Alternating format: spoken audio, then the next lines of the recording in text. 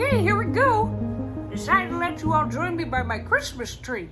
And yes, that is a potato and various other objects, strategically covering up the name tags of my presents. I know how the internet is. You're gonna zoom in, find my name, and sell my name to Google or Estonia. That country's up to something. No, you are outwitted. I'm gonna get to my story now. The year was 2012, and Sam had just started dating Rachel. So we decided to plan a party. This party was at Sam's house so that all of Sam's friends could finally meet Rachel. We had heard a lot about her, like a lot.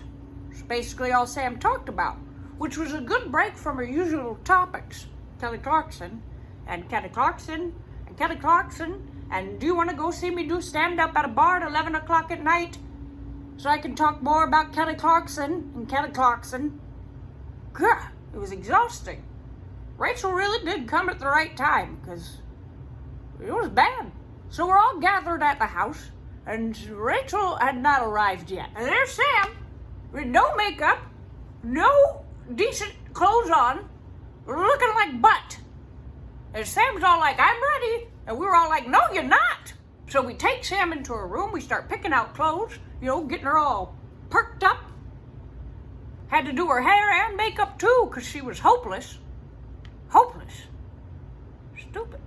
So where Sam lived, her street sign was a little hidden. So Sam, like the gentleman she is, decided to go out on the street and guide Rachel to her house. Like this. Like she's flagging her down in the middle of the street. So Rachel pulls in, and then a cop pulled in.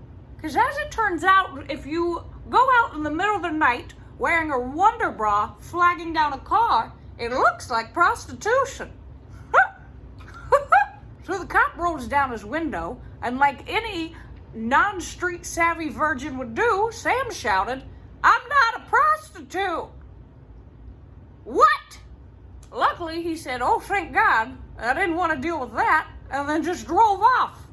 Sam probably thought she was just really convincing, but I think what really happened was the cop saw her bum area and said to himself, nobody's gonna pay money for that small handful of sadness. Meanwhile, there was alcohol at that party. And there were also people there not old enough to drink it. So everybody's freaking out, and they threw $13 worth of Smirnoff Ice and Jägermeister down the drain. I didn't care, because I had brought a cooler full of beer for me and my close friends only. I was batting people off. It was my cooler. I can move quick when I want to. Protecting alcohol. So Rachel steps inside the house, and we were mesmerized. We all slowly stood up and formed a circle around her, quietly, very culty-esque. A group of people circling around you. She was freaked out. I think Sam noticed the awkwardness and broke the silence by saying, hey, stop staring at her, you're being weird. So, very subtle. Jen, a close friend, beer cooler approved, she said, oh, thank God you have hair. So I guess Jen is more of a Portia fan than an Ellen fan.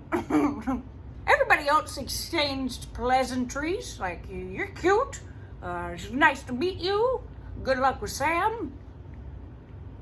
And then it came my turn, and I said, you're welcome to the beer in that beer cooler. And that was before I knew that Rachel, too, has a passion for breakfast potatoes.